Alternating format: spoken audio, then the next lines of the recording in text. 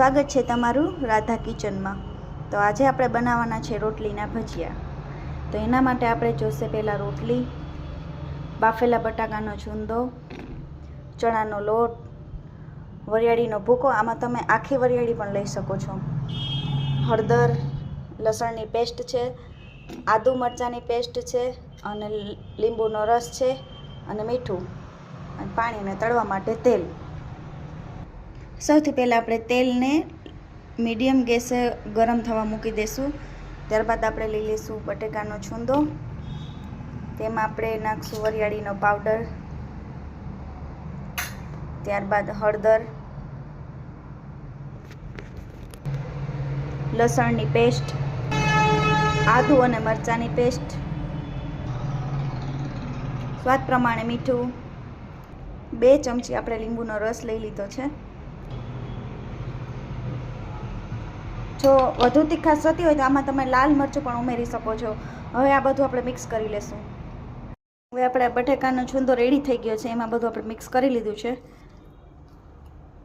આપણે 2 રોટલી લઈ લીધી છે,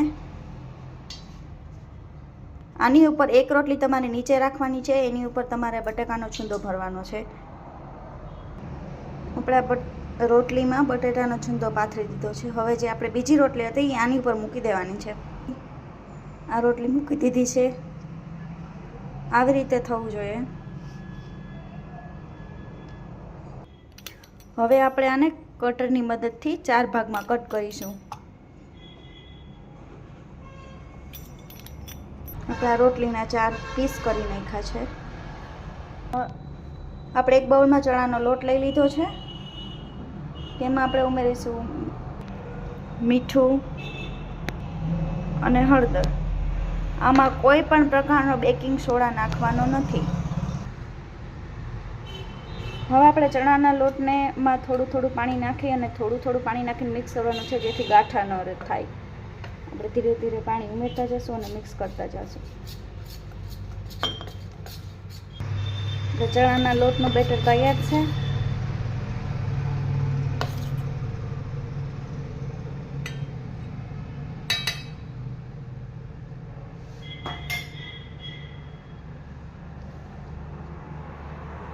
આપણું તેલ પણ ગરમ થઈ ગયું છે।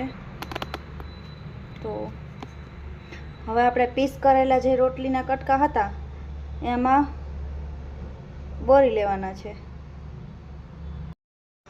આપણે ચેક કરી લેવાનું પહેલાં કે તેલ આવી ગયું છે। તેલ એકદમ આવી ગયું છે। હવે આપણે બોરેલા રોટલીના પીસ આમાં તેલમાં તળી લઈશું। આપણા ભજીયા તળાઈ ગયા છે। હવે આપણે એને બહાર કાઢી લેશું।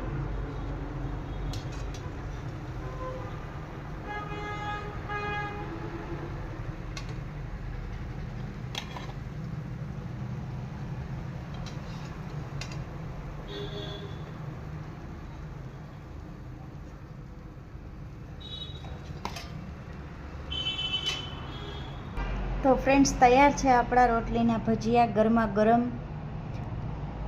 એની સાથે ગ્રીન મરચાંની ચટણી પણ લઈ શકો છો, સોસ પણ લઈ શકો છો। જો તમને મારો વિડીયો ગમ્યો હોય તો મારી ચેનલને સબસ્ક્રાઈબ કરી દેજો, લાઈક કરી દેજો અને શેર કરી દેજો। જય શ્રી કૃષ્ણ, રાધે રાધે।